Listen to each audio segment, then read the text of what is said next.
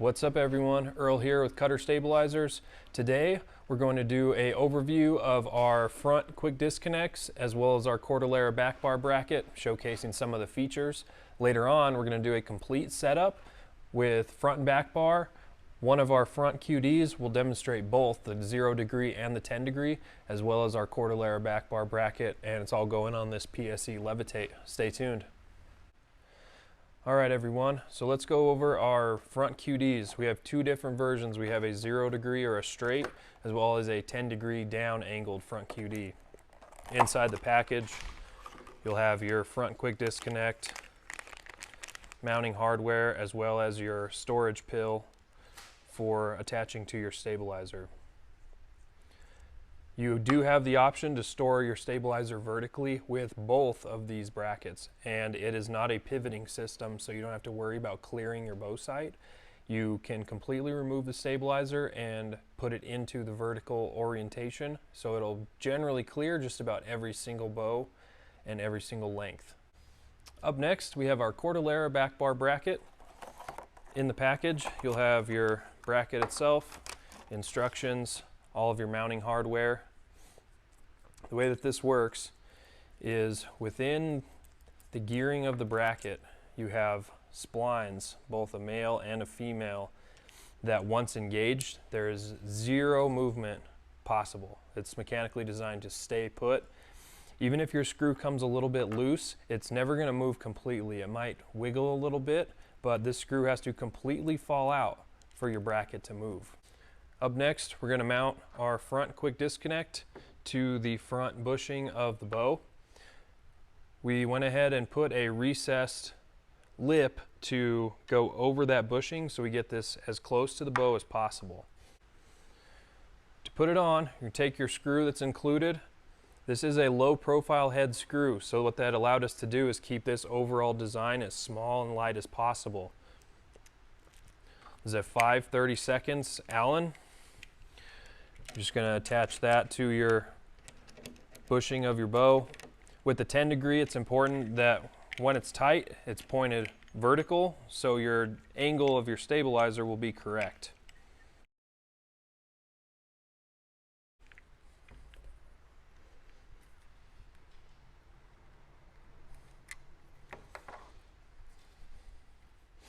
There we have it. If it's not the correct angle, your stabilizer will point out to the side a little bit. There's one exception to that. If you do have a 15-inch front bar and you're running into your riser, you can kick that bracket a little bit off to the side to clear the riser of your bow. A couple degrees isn't going to make a huge difference, and it'll allow you to store any length bar vertically in your case or in your pack. Up next, we're going to show the difference between a 10 degree front quick disconnect and a 0 degree or a straight front quick disconnect. So 10 degree front quick disconnect is going to obviously angle your front stabilizer down. That's going to do a couple things. Number one is lower the center of gravity on your front bar, so generally you can get away with running a little bit less weight on your back bar. Second thing it's going to do is, if you're new to shooting a long stabilizer, that 10 degree down quick disconnect is going to get that long stabilizer out of your sight picture. So if this is your first long bar, getting that stabilizer out of your sight picture and keeping that a familiar look might be something that is interesting to you. So up next is our straight front quick disconnect. This will obviously point your stabilizer directly out from the riser of the bow. Vertical storage is the same for both. Moving on to our Cordillera bracket, we're going to take 3 turns out of our 3/16 flathead screws. Give a rough idea of the angle that we want these to set at. Once you get it clear of those teeth, this bracket will pivot freely. It's a lot easier to do without the stabilizer on it. Then we have our included mounting hardware. This big guy is a 1/4 inch Allen wrench. Make sure you use the flat washer as well.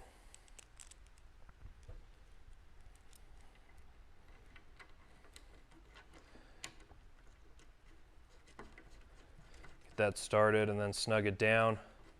There is a cutout on the bracket that needs to be flush against the riser, or in this case, the back bar bracket of the bow. What that's going to do is prevent that bracket from turning completely. up and down. So make sure that you have that on there nice and tight. Then you'll snug it down.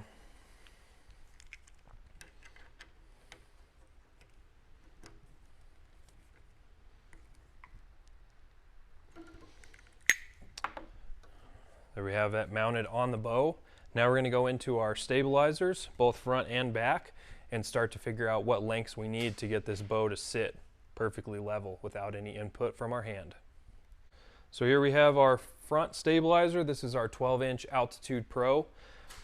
To get it into that vertical position, you just unscrew it a little bit, turn that bar vertically, putting that pin back into your front quick disconnect, snug it down, and there you have it. So we have a dovetail sight. This is an Excel landslide, and it fits perfectly in there, clears your riser. Looks like even with a 15-inch bar, we should be able to get up and around this riser, so there's no issues with clearing that with any length stabilizers. There we go. We have our 10-inch back bar, 6 ounces of weight, 12-inch front bar with 3 ounces of weight. We give you the opportunity to choose how much weight you want on each bar when you order it. Generally, it's going to be about a 2-to-1 ratio between your front and your back bar. These are all individual 1-ounce weights, so that will allow you to really dial it in and get that balance exactly perfect for your setup. So what we're looking for here is, with minimal impact from our hand, we want that bubble to sit right in the middle, which this is actually really close. Believe it or not, I've done this a time or two. What we're also looking for is that front to back balance. So personally, I like my bows to push that pin up into the target, so that's why I run a little bit more weight on my back bar. It's going to create that pendulum. Had we put a quiver on this bow, it's probably going to end up pulling to that side a little bit more. So we have several different options. We can change the horizontal angle of this bar.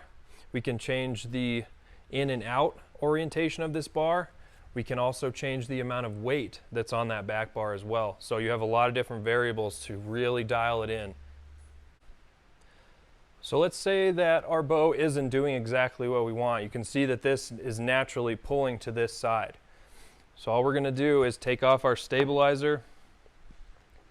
We're going to grab a 3/16 Allen wrench. We're going to loosen that flathead screw 3 turns.